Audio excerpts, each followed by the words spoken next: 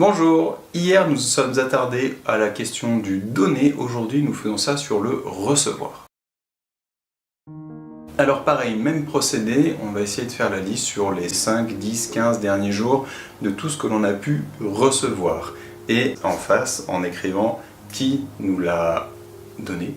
et comment est-ce qu'on l'a reçu, qu'est-ce qu'on sent derrière, est-ce que c'était vraiment avec une intention, est-ce que c'était sans intention, juste comme ça, voilà, comment on l'a reçu, qu'est-ce qu'on pense qu'il y a derrière, quelles sont éventuellement les personnes qui nous ont donné des choses, pour essayer de se rendre compte si on se sent redevable ou pas envers ces personnes qui nous ont donné quelque chose, que ce soit du temps qu'elles nous aient consacré, des ressources ou vraiment des biens matériels ou autre chose. Bien entendu, c'est à mettre au regard de ce qu'on aura pu détecter hier sur notre façon de donner et voir s'il n'y aurait pas une petite corrélation entre les deux. S'il n'y en a pas,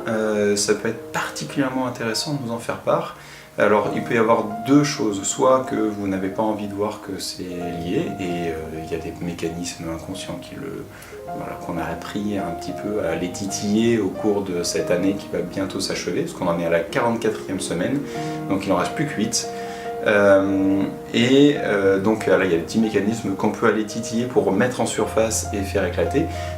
et c'est aussi un mécanisme de protection, hein, tout ce qui passe dans l'inconscient, parce que justement c'est trop lourd, on n'a pas forcément envie de le voir maintenant. Et sinon, deuxième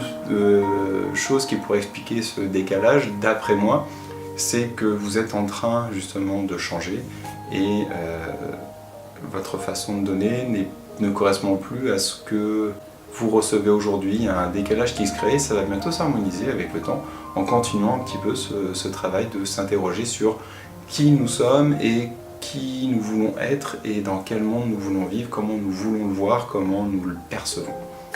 Voilà, j'arrête là pour aujourd'hui, je vous souhaite une excellente journée, merci d'avoir regardé cette vidéo, prenez soin de vous et à demain.